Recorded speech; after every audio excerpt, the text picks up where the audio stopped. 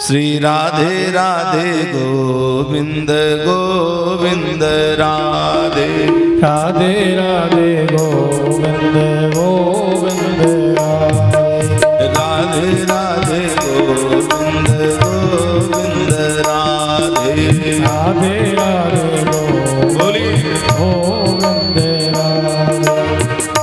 गोविंद राधे गोपाल राधे गोविंद राधे गोपाल राधे गोविंद राधे गोपाल राधे गोविंद राधे गोपाल राधे राधे राधे गोविंद गोविंद राधे राधे राधे गोविंद राधे राधे राधे गोविंद गोविंद राधे राधे राधे गोविंद राधे गोविंद राधे गोपाल राधे गोविंद राधे बोलिए गोपाल राधे गोविंद राधे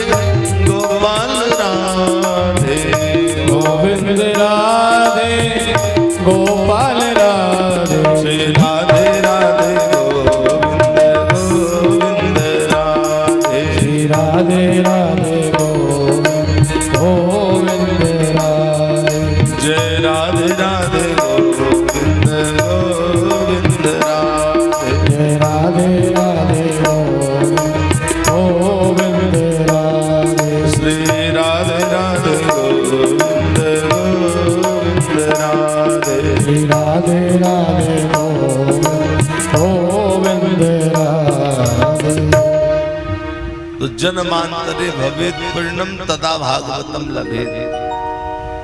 जब जन्म जन्मांतर का इकट्ठा किया हुआ पूर्ण भाग बन करके उदय होता है, तब इस मनुष्य को भागवत की कथा श्रवण करने का सौभाग्य प्राप्त होता है। कथा में ध्यान रहेगा तो ये आवाज कुछ नहीं करने वाली। कथा में ध्यान, महाराज क्या कह रहे हैं श्रोता, भागवत की कथा श्रवण करने का सुनने का सौभाग्य सबको नहीं मिलता। जन्मांतरे भवेत् पूर्णम तदा भागवतम। तभी तो देखो जिस समय सुखदेव स्वामी जी महाराज, सुखदेव स्वामी जी राजा परीक्षित को भागवत की कथा सुनाने के लिए गंगा नदी के तट पर उपस्थित हुए सुखदेव स्वामी जी।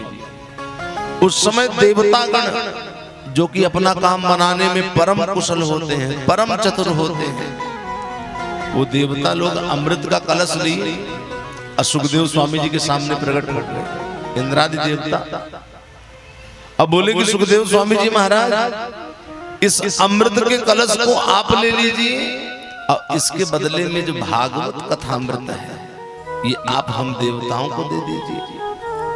तो सुखदेव स्वामी जी को हंसी आई। सुखदेव स्वामी जी बोले कि देवताओं, क्वा सुधा क्वा कथा लोके क्वा क्वा चह क्वा मणिर्महा ब्रह्मरातो विचार जैवम तदा देवान जहां सह नमः। सुखदेव स्वामी जी बोले कि देवताओं क्वा सुधा, अरे कहाँ ये तुम्हारा अमृत और कहाँ ये भागवत की कथा। कांच कांच है और मणि मणि, इसका अदला बदली कोई नहीं करेगा। सुखदेव स्वामी जी महाराज बोले कि देवताओं, ये जो तुम लोग अमृत का कलश लेकर के आए हैं ये कांच है और ये श्रीमद् भागवत की कथा मणि है। इसके श्रवण कर लेने से तो अनेका अनेक जीव अमर हो जाएंगे, लेकिन तुम लोग जो अमृत लाए हो इसको पीने से तो बस महाराज परीक्षित ही अमर होंगे। तो ऐसा कह करके सुखदेव स्वामी जी ने देवताओं को श्रीमद् भागवत कथामृत नहीं दिया। तो समझना आप लोग, ध्यान देना, जब ये श्रीमद् भागवत की कथा देवताओं के लिए दुर्लभ है तो हम जैसे साधारण मनुष्यों की बात ही दूर है। स्वर्ग में नहीं है भागवत की कथा, कैलाश में नहीं है, वैकुंठ में नहीं, मृत्यु लोक में भागवत की कथा। इसलिए इसकी महिमा अद्भुत है, दिव्य है। भागवत की विशुद्ध कथा से हमें निरंतर प्रेम करना चाहिए, निरंतर अनुराग करना चाहिए। पूर्व काल में दयापरायण सनकादिकों ने भागवत की कथा को नारद जी को सुनाया था। यद्यपि नारद जी पहले से ही ब्रह्मा जी के मुख से भागवत की कथा श्रवण कर चुके थे, लेकिन ये जो सप्ताह ज्ञान यज्ञ की विधि है, जिस विधि का आयोजन यहाँ पर किया गया है, इसको सर्वप्रथम सनकादिकों ने नारद जी को सुनाया। ये बात सूत जी महाराज सौनकादि ऋषियों को बताई। तो सौनकादि ऋषियों ने हाथ जोड़ लिया और कहा कि सूत जी महाराज, आप हमको ये बताइए कि लोक विग्रहम कतस्य नारदस्यास्थिरस्य च विधि श्रवे कुतः प्रीतिः संयोगः कुत्र तैः सह। नमः। सौनकादि ऋषियों ने कहा कि सूत जी महाराज, आप कृपा करें और कृपा करके आप हमको ये बताएं कि नारद जी तो संसारिक प्रपंचों से रहित थे। नारद विचरणशील महात्मा है और 2 क्षण से ज्यादा कहीं रुकते नहीं है नारद जी। तो सौनकादि ऋषि सूत जी से बोले कि सूत जी महाराज, आप हमको ये बताओ कि जब नारद जी 2 क्षण से ज्यादा कहीं रुकते नहीं, तो विधि श्रवे कुतः प्रीति, 7 दिन तक एक स्थान पर रुक करके भागवत की कथा को श्रवण करने में नारद जी की प्रीति कैसे हुई, नारद जी का मन कैसे लगा?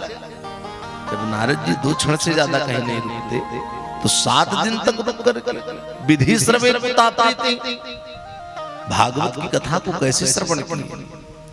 तो सूत जी महाराज बोले कि सौनकादि ऋषियों, एक समय की बात आप लोग भी ध्यान देना। बद्रिकाश्रम में सनकादिक मुनीश्वर सत्संग करने के लिए आए थे।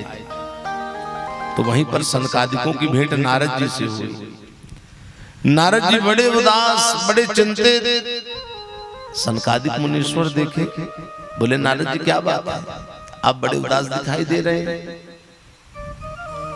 तो नारद जी ने कहा कि सनकादिकों मुनीश्वरों, मैं इस पृथ्वी को उत्तम लोक समझ करके आया था, तथा यहाँ पर मैंने प्रयाग, काशी, हरिद्वार आदि सभी तीर्थों में मैंने भ्रमण किया, सभी तीर्थों में मैंने विचरण किया, लेकिन मेरे को कहीं भी शांति नहीं। क्योंकि इस समय कलयुग ने सारी पृथ्वी को अधर्ममय बना दिया, चारों तरफ अधर्म का साम्राज्य है।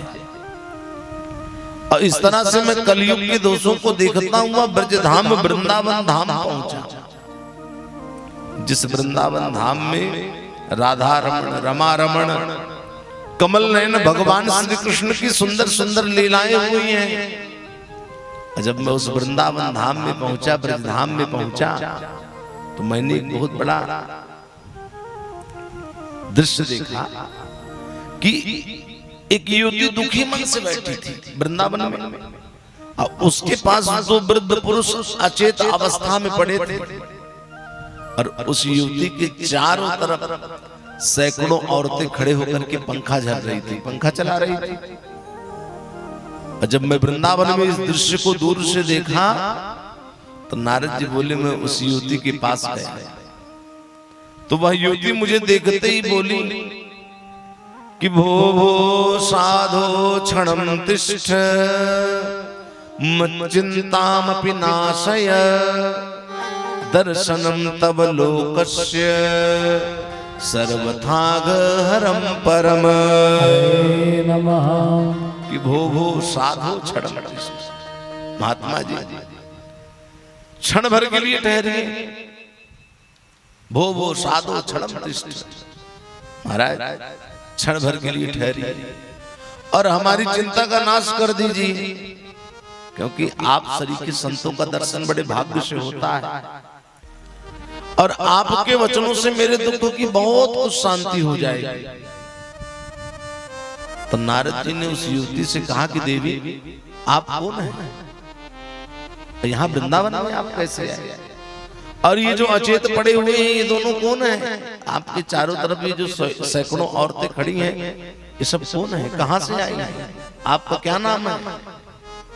तो नारद जी के प्रश्न को सुनकर के उस युवती ने कहा कि अहम भक्तिर्ख्याता इमो में तनयो मतो ज्ञान वैराग्य नामानो काल योगेन जर्जरो। हरे नमः। अहम भक्ति ख्याता। महात्मा जी मेरा नाम भक्ति है, मैं भक्ति के नाम से विख्यात हूं। अहम भक्ति ख्याता इमो में तनयो मतो, और ये जो अचेत पड़े हुए हैं तनयो मतो, ये दोनों मेरे पुत्र हैं। एक का नाम ज्ञान है और एक का नाम वैराग्य है। और मेरे चारों तरफ जो सैकड़ों औरतें खड़ी हैं ये सब कोई साधारण स्त्रियां नहीं है। नारद जी से भक्ति महारानी कह रहे हैं ये सब देवियां हैं, गंगा आदि नदियां हैं। मैं द्रविड़ देश में उत्पन्न हुई, कर्नाटक में बड़ी हुई। भक्ति महारानी कह रहे हैं नारद जी से कि उत्पन्ना द्रविणे साहम वृद्धिम कर्नाटके गता क्वचित क्वचिन महाराष्ट्रे गुर्जरी जीर्णताम गता। भक्ति महारानी कह रहे हैं कि नारद जी मैं द्रविड़ देश में उत्पन्न हुई, कर्नाटक में बड़ी हुई, महाराष्ट्र में कहीं कहीं सम्मानित हुई, लेकिन जैसे ही गुजरात पहुंची मुझको बुढ़ापे ने घेर लिया। क्योंकि गुजरात शब्द से यही आशय है कि जहां संसारिक विषयों की चकाचौंध रोशनी में गुजर जाए रात, उसको क्या कहते हैं? गुजरात। लेकिन भक्ति महारानी कह रहे हैं कि नारद जी जब से मैं इस वृंदावन में आई मैं पुनः रूपवती हो गई, नवयुवती हो गई, तरुणी हो गई, लेकिन मेरे दोनों पुत्र ज्ञान वैराग्य वृद्ध हो गए। इस वृंदावन धाम में तो सब उल्टा हो गया। जबकि माता को वृद्ध होना चाहिए, पुत्रों को तरुण होना चाहिए, लेकिन भक्ति महारानी बोली कि नारद जी वृंदावन में आई मैं तरुणी हो गई, अब मेरे दोनों पुत्र ज्ञान और वैराग्य वृद्ध हो गए। ऐसा क्यों हुआ? तो नारद जी ने कहा कि भक्ति महारानी वृंदावनस्य संयोगा पुनस्तम तरुणी नवा धन्यम वृंदावनम तेन भक्ति नित्य च। नमः। भक्ति महारानी कह रही हैं कि मैं तरुणी हो गई, मेरे पुत्र वृद्ध हो गए। तो नारद जी ने कहा कि भक्ति महारानी ये वृंदावन का प्रभाव है, आप वृंदावन के स्पर्श से तरुणी हो गई हैं। क्योंकि भगवत भक्तों आप लोग ध्यान देना, वृंदावन धाम परम धन्य है, जहां भगवान राधा कृष्ण की भक्ति निरंतर नित्य करते रहते हैं। तभी तो संतों ने कहा कि वृंदावन धामनी को ब्रज को विश्रामनी को श्यामा अरु श्यामनी को मंदिर आनंद को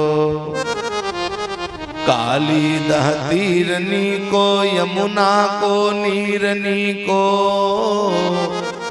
और रेणुका की खाननी को स्वादनी को कंद को राधा कृष्ण कुंडनी को संतन को संगनी को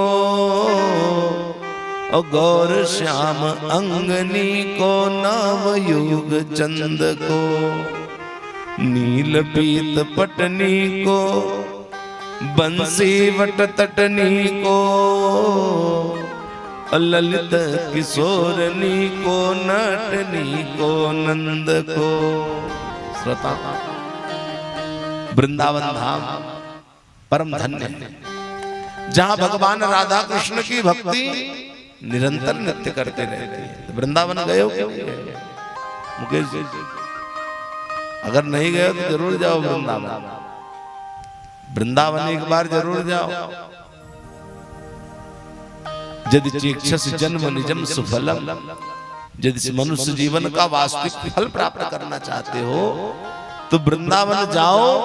अब वृंदावन जाकर के राधे राधे गाओ, यदि चेक्षस जन्म निजम सुफलम, ये जन्म सफल हो जाएगा, सार्थक हो जाएगा।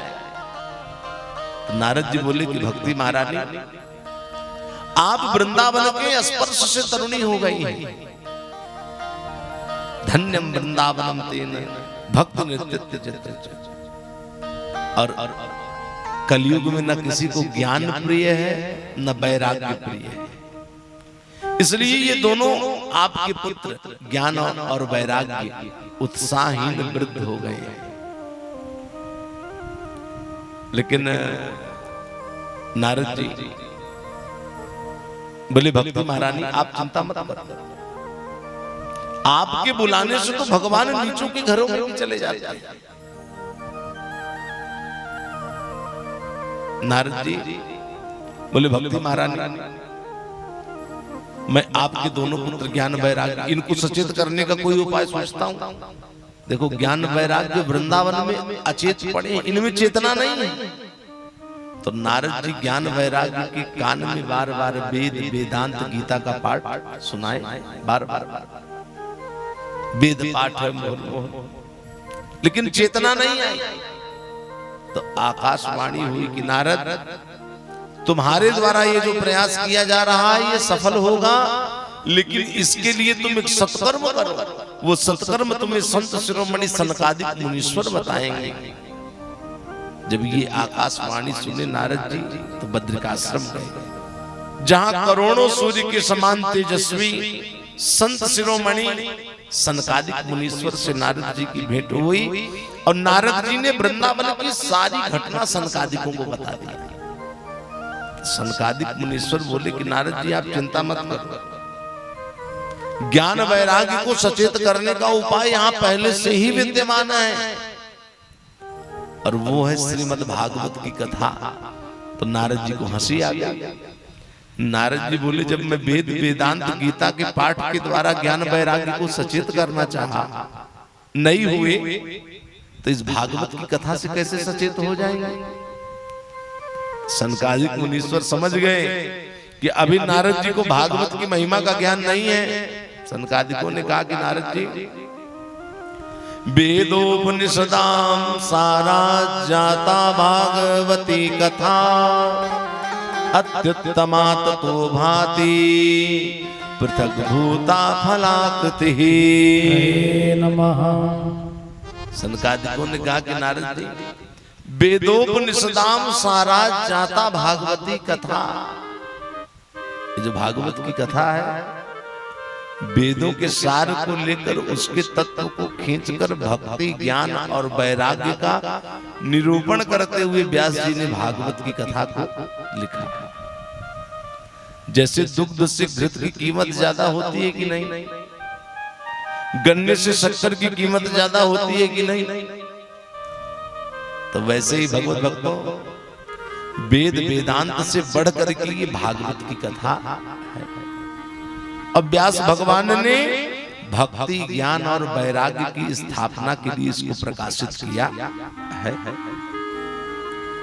इतना सुने नारद जी दोनों हाथ जोड़ लिए, बोले सनकादिक मुनीश्वरों मैं आपकी शरण ग्रहण करता हूं कि भाग्योदयेन बहुजन्म समर्जितेन सत्संगमं च लभते पुरुषो यदा वै अज्ञान हेतु कृतमोह मदांधकार नासं विधाय हि तदोदयते विवेकः नमः। कि भाग्योदयेन बहुजन्म समर्जितेन। नारद जी दोनों हाथ जोड़ लिए, बोले सनकादिक मुनीश्वरों मैं आपकी शरण ग्रहण करता हूं। जब मनुष्यों के सहस्त्रों जन्मों का इकट्ठा किया हुआ पुण्य भाग्य बनकर के उदय होता है, तब इस मनुष्य को सत्संग करने का अवसर प्राप्त होता है। एक बात जान लेना, जीवन में सत्संग करने का अवसर सबको प्राप्त होने वाला नहीं है। जीवन में सत्संग का शुभ अवसर सबको मिलने वाला नहीं है। और एक बार जिसको सत्संग करने का अवसर प्राप्त हो और फिर भी इस अवसर को अगर कोई गंवा दे तो उससे बढ़कर के अभागा और कोई दूसरा नहीं। जब मनुष्यों के सहस्त्रों जन्मों का इकट्ठा किया हुआ पुण्य भाग्य बनकर के उदय होता है, भाग्योदयेन बहुजन्म समर्जितेन सत्संग मम च लभते, तब इस मनुष्य को सत्संग प्राप्त होता है।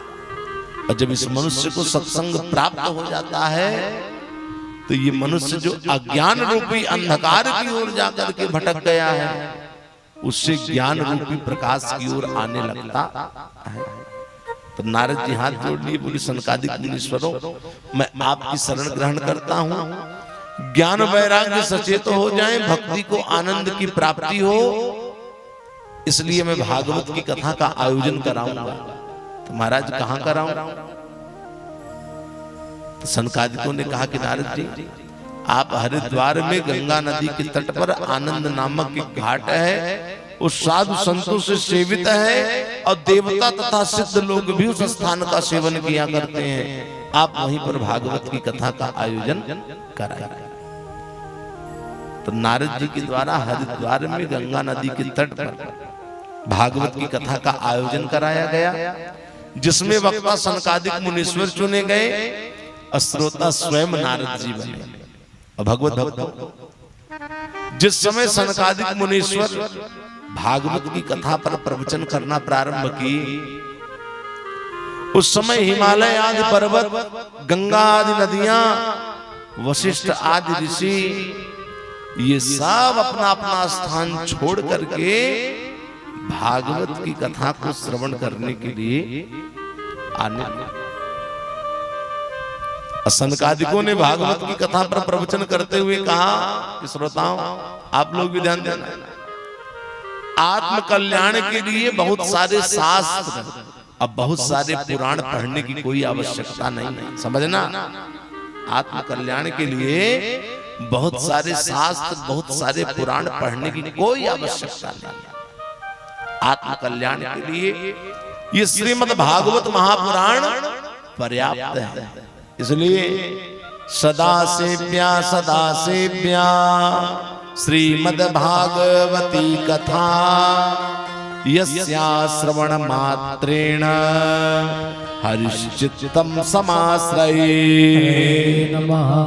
सदा सेव्या श्रीमद् भागवती कथा। श्रोताओ, भागवत की कथा को निरंतर श्रवण करते रहो, भागवत की कथा को निरंतर सुनते रहो, क्योंकि यस्या श्रवण मात्रेण हरिश्चित्तम समाश्रये, जो मन लगा करके भागवत की कथा को सुनता है, श्रवण करता है, फिर उसका मन भगवान के चरणारविंद में लग जाता है। श्रोताओ, इस भागवत महापुराण की महिमा लौकिक नहीं है, अलौकिक है। भागवत जी की महिमा लौकिक नहीं है, अलौकिक है कि अश्वमेध सहस्त्राणि वाजपेय शतानि च सुख शास्त्र कथायांश्च कलाम नारहन्ति कोडसिम। अश्वमेध सहस्त्राणि, एक दो नहीं, हजारों अश्वमेध यज्ञ कोई कर ले, जबकि कलयुग में कोई कर नहीं सकता। हजारों अश्वमेध यज्ञ कोई कर ले, और सैकड़ों वाजपेयी यज्ञ कर ले, और कोई भागवत की कथा को श्रवण कर ले, भागवत की कथा को सुन ले, तो जो हजारों अश्वमेध यज्ञ किए, सैकड़ों वाजपेयी यज्ञ किए, ये सब भागवत की कथा के सामने 16 आने में एक आने के बराबर भी नहीं। न गंगा न गया काशी, पुष्करम न प्रयागकम, सुख शास्त्र कथायांश्च। समझना, न गंगा, न गया, न काशी, न पुष्कर, न प्रयाग, इन सब तीर्थों की महिमा है, लेकिन भागवत की कथा के सामने, फल की समानता में, फल की तुलना में ये सब तीर्थ भी कुछ भी नहीं है। इसलिए आजन्म मात्रमपि जेन सठेन किंचिद चित्तम विधाय सुख शास्त्र कथा न पीता चंडाल वज्र खर वद बदते नीतम मिथ्या स्वजन्म जननी जन दुख भाजा हरे नमः आजन्म मात्र मबिजेन सठेन किंचित। देखो जन्म से लेकर मृत्यु पर्यंत तक जो नर नारी अपनी आयु में चित्त लगा करके भागवत की कथा को श्रवण नहीं की, भागवत की कथा को नहीं सुने, समझो चंडाल वज्र खर बद तेन वो चंडाल एवं पशुओं की तरह अपने जीवन को व्यतीत किया। सनकादिक मुनीश्वर भागवत की कथा पर प्रवचन कर रहे थे तो उस कथा सभा में बहुत बड़ा आश्चर्य देखने को मिला कि भक्ति महारानी अपने तरुण हुए दोनों पुत्र ज्ञान और वैराग्य के साथ भागवत के कथाओं के अर्थों का आभूषण पहने हुए प्रकट हो गई और भगवान गोविंद के नाम का संकीर्तन करने लगे कि भक्ति सुतो तो तरुणो गृहीत्वा प्रेमैक रूपां सहसा विरासी श्री कृष्ण गोविंद हरे मुरारे नाते नामानि मुर्वदन्ति। श्रोता भक्ति महारानी अपने तरुण जो अचेत पड़े थे वृंदावन में भागवत की कथा का ऐसा प्रभाव जब सनकादिकों ने सुनाया नारद जी को भागवत की कथा, तो भक्ति महारानी अपने पुत्र ज्ञान और वैराग्य के साथ भागवत की कथाओं के अर्थों का आभूषण पहने हुए प्रकट हो गई और भगवान गोविंद के नाम का संकीर्तन करने लगे। श्री राधे राधे गोविंद गोपाल राधे राधे राधे गोविंद गोपाल राधे राधे राधे गोविंद गोपाल राधे राधे राधे गोविंद गोपाल राधे गोविंद राधे गोपाल राधे गोविंद राधे गोपाल राधे गोविंद राधे गोपाल राधे गोविंद राधे गोपाल राधे राधे राधे गोविंद गोपाल राधे राधे राधे गोविंद गोपाल राधे राधे राधे गोविंद गोपाल राधे राधे राधे गोविंद गोपाल राधे गोपाल राधे नंदलाल राधे गोपाल राधे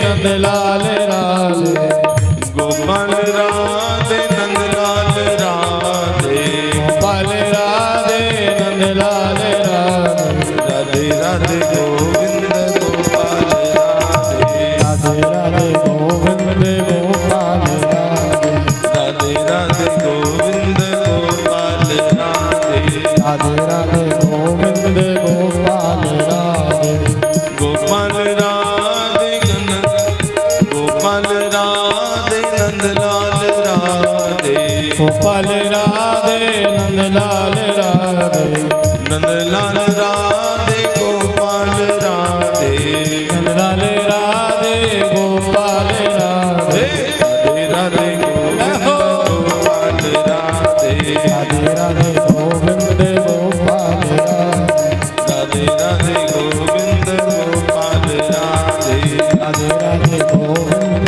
गोपाल राधे बोली वृंदावन बिहारी लाल की जय हो।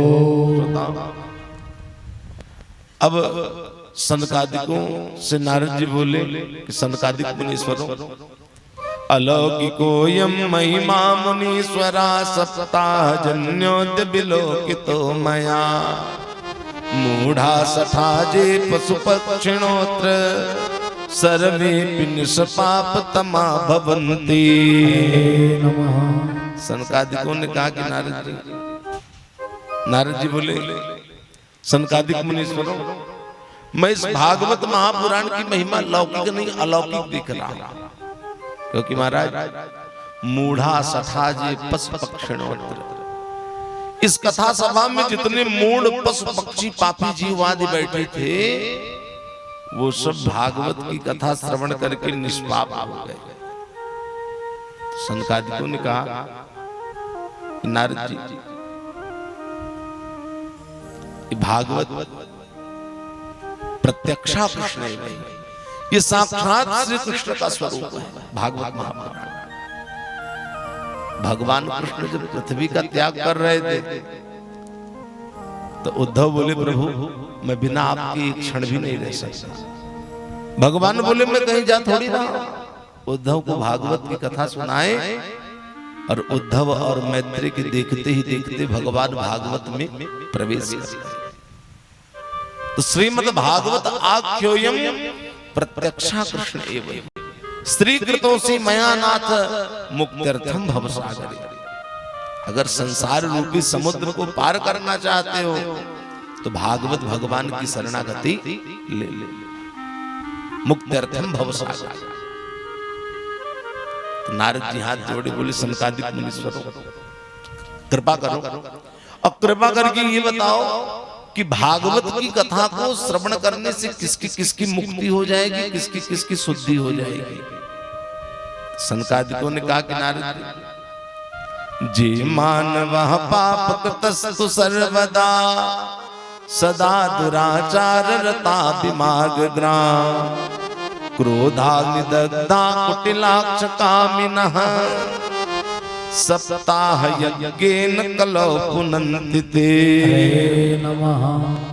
सनकादिकों ने कहा कि नारद जी जो कुटिल हैं, कामपरायण हैं, दंभी हैं, पाखंडी हैं, क्रूर हैं, निर्दयी हैं और माता पिता की सेवा से हीन हैं, ऐसे लोग कलयुग में भागवत की कथा को श्रवण करके अपने मन को भगवान में लगा करके, और ऐसा भी बिल्कुल नहीं है भागवत की कथा को श्रवण कर लिए बस अब हमें कुछ करने की आवश्यकता नहीं। भागवत को श्रवण करो और श्रवण करने के बाद सतमार्ग पर चलो, तब ये जीवन सार्थक हो जाएगा। श्रोताओं सनकादिकों ने कहा कि नारद जी इस विषय पर हम आपको एक प्राचीन इतिहास सुनाते हैं, आप लोग भी ध्यान से सुनना। एक बहुत बड़ा पापी था और भागवत की कथा के प्रभाव से वो सभी प्रकार के पापों से मुक्त हुआ और परम पद को प्राप्त किया। कि तुंगभद्रा तटे पूर्व मभूत पत्तनमुत्तमम् आत्मदेवः पुरे तस्मिन् सर्ववेद विशारदः। देखो पूर्व काल की बात है, पूर्व काल की बात है।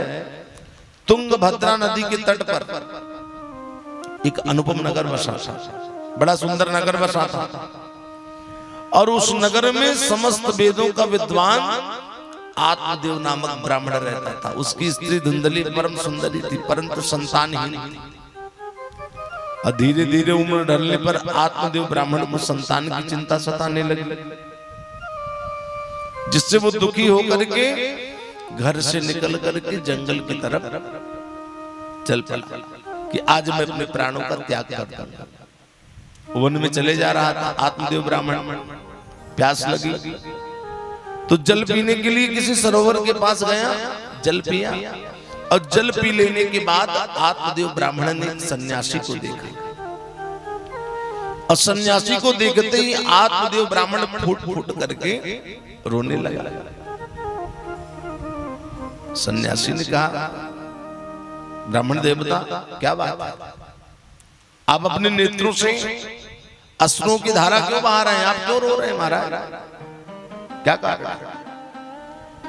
तो उस ब्राह्मण ने कहा कि महात्मा जी मैं संतानहीन हूं और मैं जिस गाय को पालता हूं उसकी भी कोई बछड़ा बछड़ी नहीं होती। यहां तक कि मैं अपने हाथ से जो वृक्ष लगा देता हूं उसमें फल फूल भी नहीं लगते। जब मैं ऐसा अभागा पुत्रहीन हूं तो इस जीवन को रखकर क्या करूंगा, इसलिए प्राण त्यागने के लिए मैं यहां पर आया। लेकिन आप मिल गए हैं, आप योगी पुरुष हैं, कृपा करे, एक पुत्र की प्राप्ति हो। तो सन्यासी को दया आई और योग के द्वारा आत्मदेव ब्राह्मण की ललाट की रेखा को देखा। बोला ब्राह्मण देवता, तुम्हारे भाग्य में तो 7 जन्मों तक संतान सुख नहीं, पुत्रादि की इच्छा का त्याग कर दो, भगवान का नाम लेकर के भवसागर पार करो। लेकिन आत्मदेव ब्राह्मण नहीं माना। बोला महात्मा जी, आप योगी पुरुष हैं, कृपा करें, एक पुत्र की प्राप्ति हो, अन्यथा मैं आपके सामने अपने प्राणों का त्याग कर दूंगा। तो सन्यासी को दया आई और अपने झोले से एक फल निकाल करके आत्मदेव ब्राह्मण को दिया।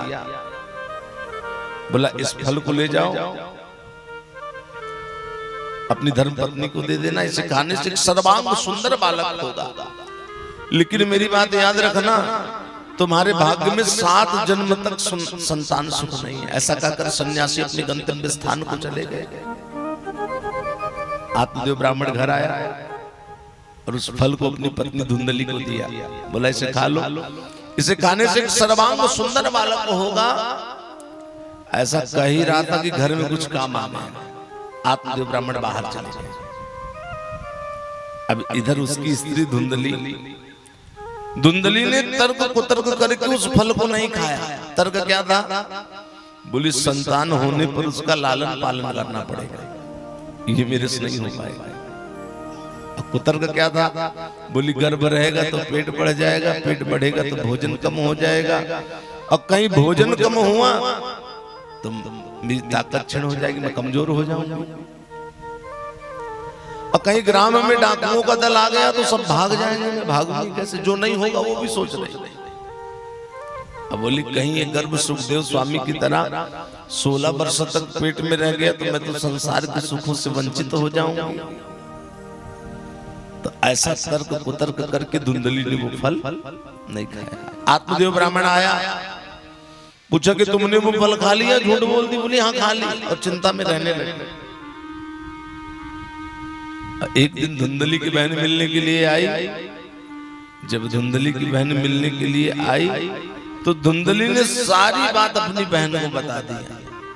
तो उसकी बहन ने कहा कि देखो चिंता मत करो, मेरे को गर्भ है, बालक होगा, मैं चुपचाप ला कर तुम्हें दे दूंगी, अब मेरे पति को कुछ धन दे देना जिससे वो बालक देने के लिए राजी हो जाए, अब तुम्हारे यहाँ आकर के मैं बच्चे का लालन पालन भी कर दूंगी। ये जो फल है इसको गाय को खिला दो, क्योंकि उसके भी कोई बछड़ा बछड़ी नहीं। तो बहन के कहने से धुंधली ने वो फल किसको खिला दिया? गाय। अब जब समय बीता, उसकी बहन को बालक हुआ, चुपचाप ला करके धुंधली को दी। धुंधली ने नाटकीय ढंग से अपने पति आत्मदेव ब्राह्मण से कहा कि मुझको बालक हुआ है। आत्मदेव ब्राह्मण सुना, बड़ा प्रसन्न हो गया। वेदज्ञ के ब्राह्मणों को बुलाया, बालक का जात कर्म आदि संस्कार करवाया। और धुंधली ने उस बालक का नाम क्या रखा? धुंधकारी। जब 3 माह बीता तो 3 माह बीत जाने के बाद जो फल गाय को खिला दी थी, तो गाय के भी गर्भ से मनुष्याकार सर्वांग सुंदर बालक हुआ, जिसका कान केवल गौ के समान था और संपूर्ण शरीर मनुष्याकार थी। कान केवल गौ के समान था, इसलिए आत्मदेव ब्राह्मण ने उस बालक का नाम क्या रखा? गोकर्ण। क्या नाम रखा? गोकर्ण। बड़े प्रसन्न हुए आत्मदेव ब्राह्मण कि कहां पुत्र ही नहीं था, और ऐसी भगवत कृपा, ऐसी भगवान की कृपा, बहुत प्रसन्न हो गया। अब धीरे धीरे समय बीतता हुआ चला गया। कुछ समय बीत जाने के बाद गोकर्णो पंडितो ज्ञानी धुंधकारी महाखल। गोकर्ण जी प्रकांड विद्वान निकले, वेद के ज्ञाता निकले, और धुंधकारी महाखल महादुष्ट। यहाँ तक कि माता पिता को कष्ट देकर के घर के बर्तन आदि को भी बेचने लगा। तब पिता आत्मदेव ब्राह्मण को बड़ा कष्ट हुआ। आत्मदेव ब्राह्मण अपने मन में विचार किए कि मेरे पुत्र नहीं था तभी अच्छा था। एक कुपुत्र तो बड़ा दुखदाई निकला, तभी तो कहा गया है कि वरम न पुत्रम न कुपुत्र पुत्रम, वरम न मित्रम न कुमित्र मित्रम, वरम न दारा न कुदार दारा, वरम न राज्यम न कुराज्य राज्यम, वरम न पुत्रम न कुपुत्र पुत्र। पुत्र ना रहे ठीक है, लेकिन कुपुत्र का होना अच्छा नहीं। मित्र ना रहे ठीक है, लेकिन कुमित्र का होना अच्छा नहीं। राजा ना रहे ठीक है, लेकिन खराब राजा का होना अच्छा नहीं। औरत ना रहे ठीक है, लेकिन दुष्ट औरत का होना अच्छा नहीं है। आत्मदेव ब्राह्मण अपने मन में सोच रहे हैं कि ये कुपुत्र तो बड़ा दुखदाई निकला, बड़ा कष्ट देने वाला निकला। नेत्रों से अश्रुओं की धारा बह रही है। इतने में गोकर्ण जी पहुंच गए। गोकर्ण जी पहुंचे, बोले पिताजी क्या बात है, आप अपने नेत्रों से अश्रुओं की धारा क्यों बहा रहे हैं? बड़ा सुंदर उपदेश दिए गोकर्ण, जिसको गोकर्ण गीता कहते हैं। गोकर्ण जी बोले पिताजी देस्तिमांस रुधिरे विमतिम त्यजत्वम, जाया सुतादिषु सदा ममतां विमुञ्च, पश्यानि संजगदिदं क्षणभङ्गनिष्ठं, वैराग्य राग रसिको भव भक्ति निष्ठः। गोकर्ण जी ने कहा पिताजी देस्तिमांस रुधिरे, ये शरीर हड्डी मांस और रुधिर का पिंड है। विमतिम, उसमें भी हम लोगों की ऐसी मति हो जाती है, हम लोग कहते नहीं ये हमारी शरीर है। विमतिम त्यजत्वम, इस मति का त्याग करिए, इस विचार का त्याग करिए। जाया सुता दिशु सदा ममताम विमुंच, स्त्री पुत्रादि उनको अपना कभी ना माना। इस संसार को रात दिन विनाश होते हुए देखे, क्योंकि धर्मम भज सुसततम त्यज लोक धर्मा, सेवस साधु पुरुषांजहि काम तृष्णा, अन्यस्य दोष गुण चिंतन मासु मुक्त्वा, सेवा कथा रस महो नितराम पिबत्तम। गोकर्ण जी बोले कि पिताजी, आत्मदेव ब्राह्मण से बोले पिताजी धर्मम भजस्व सततम त्यजलोक धर्मान, भगवत भजन ही सबसे बड़ा धर्म है। लौकिक धर्मों से मुख मोड़ लीजिए। अब किसके भीतर क्या गुण है, क्या दोष है, इस पर विचार ना करें। केवल एकमात्र भगवत कथा रस के रसिक होकर के आप अपने मन को भगवान में लगा दीजिए। जब गोकर्ण जी ने उपदेश दिया तो आत्मदेव ब्राह्मण घर का त्याग कर दिए, वन में चले गए। और वन में जाकर के नियम पूर्वक भागवत महापुराण के 10वें स्कंद का पारायण करते हुए, पाठ करते हुए भगवान श्री कृष्णचंद्र को प्राप्त किए। बोलिए वृंदावन बिहारी लाल की जय। श्री राधे गोपाल भजमन श्री राधे, श्री राधे गोपाल भजमन श्री राधे, श्री राधे गोपाल भजमन श्री राधे, श्री राधे गोपाल भजमन श्री राधे, श्री राधे श्याम राधे, श्री राधे श्याम राधे, श्री राधे श्याम राधे, श्री राधे श्याम राधे, राधे श्री राधे जय हो। भजमन श्री राधे, श्री राधे गोपाल भजमन श्री राधे। तारी सेवा करते हुए बाके बिहारी लाल की जय हो। हरि बोल।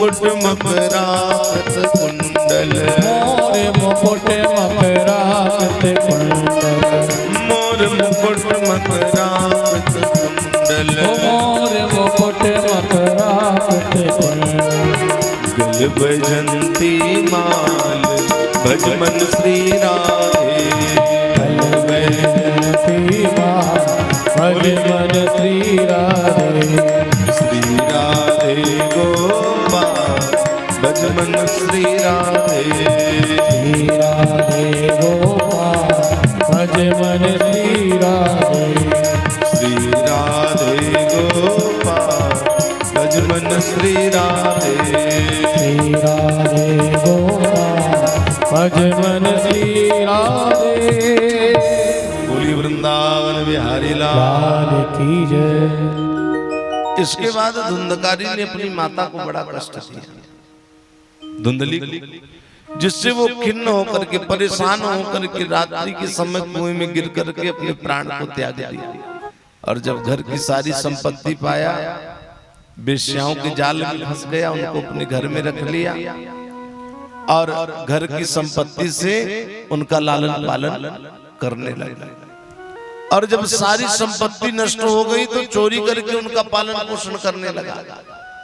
एक दिन राजा के महल से बहुत सारा धन चुरा करके ले आया धुंधकारी और उन स्त्रियों को दिखाने लगा।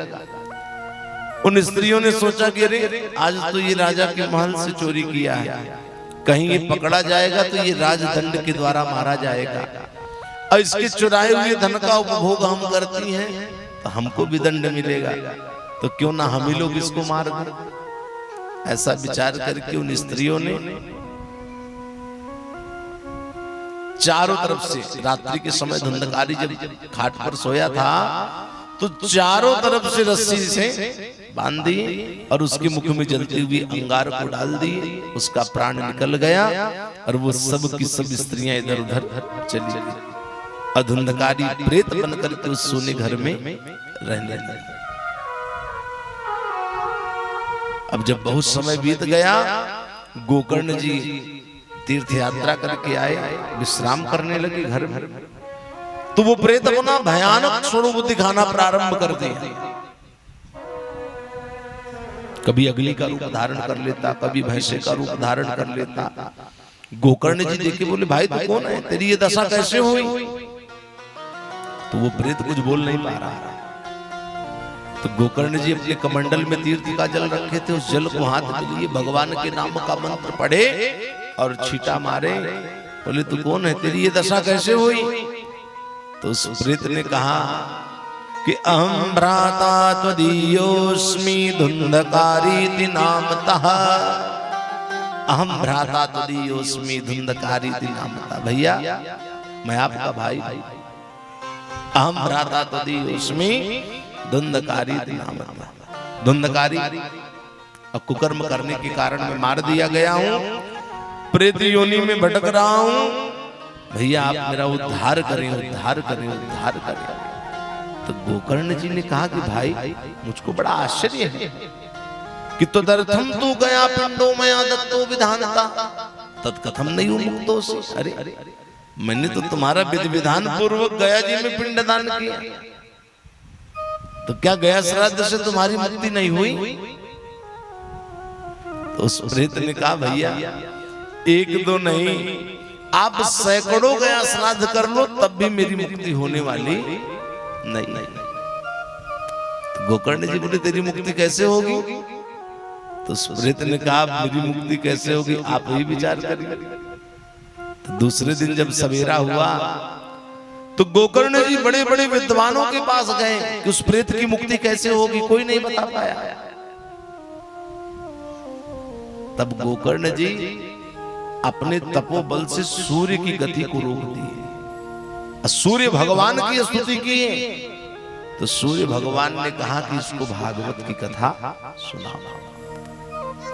तब गोकर्ण जी एक वैष्णव ब्राह्मण को मुख्य श्रोता बनाए और प्रथम स्कंद से स्पष्ट स्वर में भागवत की कथा कहना प्रारंभ किए। सायंकाल का समय था, 7 काठ का एक मास पड़ा था, उसी में वो प्रेत बैठ करके कथा को श्रवण करने लगा।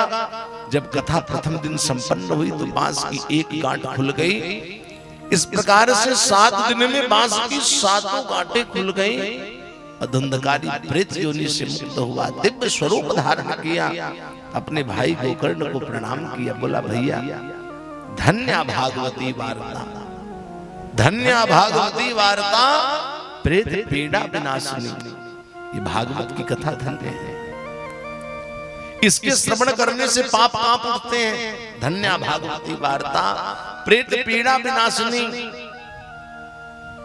सप्ताह की तथा धन्य, 7 दिन तक जो श्रद्धा से, भाव से, अनुराग से भागवत की कथा को श्रवण करता है, सुनता है, वो भगवान श्री कृष्ण की दिव्य भक्ति को प्राप्त करता है। श्रोताओं, ऋषियों ने देवताओं की सभा में कहा कि भारतवर्ष में जन्म लेकर के जो भागवत की कथा को श्रवण नहीं किए, उनका जीवन व्यर्थ रहा। श्रोताओं, एक दिव्य विमान आया, उसमें धुंधकारी दिव्य स्वरूप धारण करके बैठा, और जब दिव्य धाम को जाने लगा तो गोकर्ण जी ने भगवान के पार्षदों से कहा कि भैया यहाँ तो हमारे बहुत सारे श्रोता बैठे थे, उनके लिए विमान क्यों नहीं आया, इस प्रेत के लिए विमान क्यों आया। तो गोकर्ण जी की बात सुने भगवान के पार्षदों ने कहा कि गोकर्ण जी, जिस प्रकार से मन लगाकर के इस प्रेत ने भागवत की कथा को श्रवण किया है, वैसे अन्य श्रोताओं ने नहीं किया है। अगर वो ये सब भी मन लगा करके कथा को श्रवण करते तो इनके लिए भी विमान अवश्य आता। और आपको तो स्वयं गोलोकवासी अनंतानंत सर्वेश्वरेश्वर अखिल कोटि ब्रह्मांड नायक भगवान अपने साथ दिव्य धाम को ले जाएंगे। तो गोकर्ण जी पुनः श्रावण मास में भागवत की कथा की, और इस बार जितने श्रोता थे सब ध्यान पूर्वक कथा को श्रवण किया। जब कथा पूर्ण हुई, जैसे अयोध्यावासी पूर्व काल में मर्यादा पुरुषोत्तम भगवान श्री राम के साथ साकेत धाम को गए थे, वैसे सब के सब दिव्य स्वरूप धारण की और भगवान के दिव्य धाम को चले गए। तो श्रोताओं समझना, ध्यान देना, जब भागवत की कथा के प्रभाव से सूखी हुई बांस की गांठें खुल सकती हैं, तो इन चित्त की गांठों का फटना कोई आश्चर्य की बात नहीं। जन्मांतरी भवेत् पुण्य तदा भागवतम लभेत्। जब जन्म जन्मांतर का इकट्ठा किया हुआ पुण्य भाग्य बनकर के उदय होता है, तब इस मनुष्य को भागवत की कथा श्रवण करने का, सुनने का सुंदर सौभाग्य प्राप्त होता है। सदा सेव्या श्रीमद् भागवती कथा यस्याः श्रवण मात्रेण हरिश्चित्तम समास्ते। और भगवान गोविंद की कृपा है कि आप लोगों के गृहग्राम में, दौरेंगा में श्रीमद् भागवत की कथा का आयोजन मुकेश साहू जी सपरिवार, साहू परिवार के द्वारा यहाँ पर किया जा रहा है। तो आप सभी श्रद्धालु भक्तगण बड़ी श्रद्धा से, बड़े भाव से यहाँ पर आएंगे और कथा को श्रवण करके मानव जीवन को सफल बनाएंगे। कल प्रातः 7 बजे से भागवत जी का मूल पाठ होगा और कथा 2 बजे से प्रारंभ होगी और प्रभु इच्छा तक चलेगी। तो आप सभी श्रद्धालु भक्तगण, जो लोग पंडाल में नहीं है, जहां तक मेरी आवाज जा रही है, वो यहाँ अवश्य पधारे, क्योंकि जिसे गंगा महारानी नहीं तार पाती उसे कथा महारानी तार देती। क्योंकि गंगा महारानी भगवान के चरण से निकली है, कथा महारानी भगवान के मुख से निकली है। तो कथा रूपी गंगा में स्नान करने के लिए आप लोग अवश्य पधारे। बोलिए वृंदावन बिहारी लाल की जय हो, जुगल सरकार की जय हो, श्री गोपाल लाल की जय हो, सनातन धर्म की जय हो, श्री स्वामी जी महाराज की जय हो। जय जय श्री राधे, जय जय श्री राधे, जय जय श्री राधे। सभी लोग खड़े होकर बड़े भाव से मस्ती में झूमते हुए इसके बाद आरती करेंगे। वृंदावन जाऊंगी सखी वृंदावन जाऊंगी। जिन जिन को मेरे साथ वृंदावन चलना हो सीधा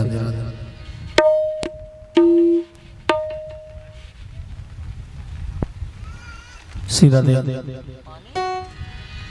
हो बाजे मुरली, हो बाजे मुरली, बाजे मुरली यमुना तीर सखी वृंदावन जाऊंगी। बाजे मुरली यमुना तीर सखी वृंदावन जाऊंगी। वृंदावन जाऊंगी सखी वृंदावन जाऊंगी।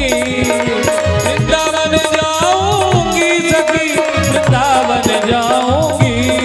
हो बाजे मुरली, बाजे मुरली, बाजे मुरली यमुना तीर सखी वृंदावन जाऊंगी। बाजे मुरली यमुना तीर सखी वृंदावन जाऊंगी।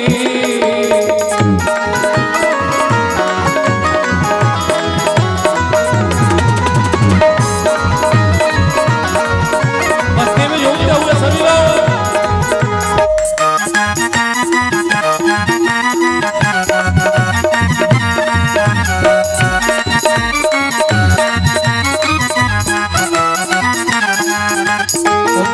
मन सो जात जो हो सूर्यो अजायता सूत्राद्वाय से प्राण से मुखादग्नि रजायता।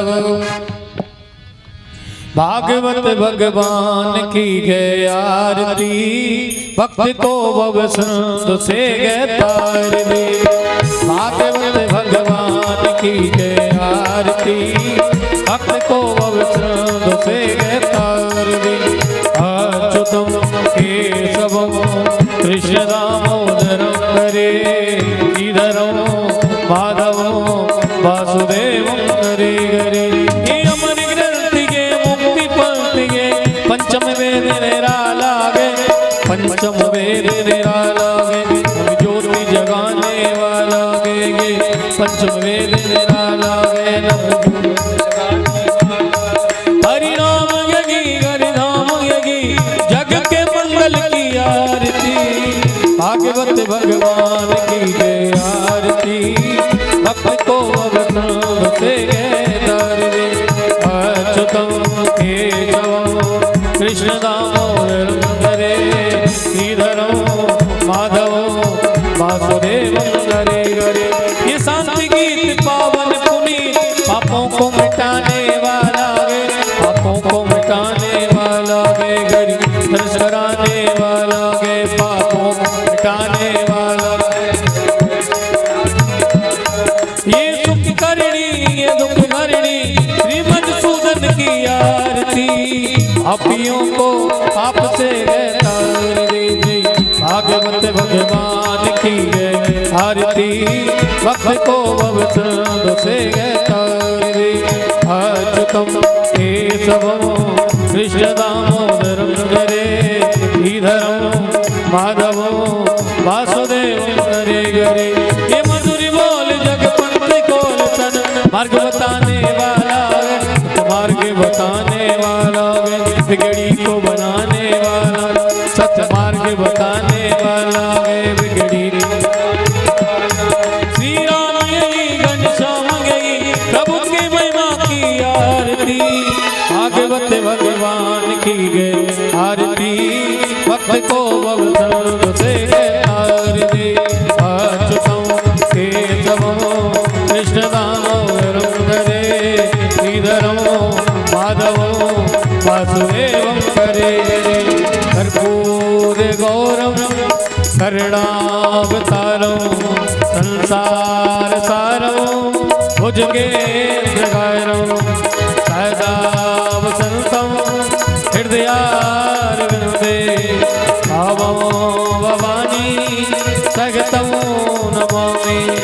त्वमेव माता च पिता त्वमेव, त्वमेव बन्धु च सखा त्वमेव, त्वमेव विद्या द्रवणो त्वमेव, त्वमेव सर्वं मम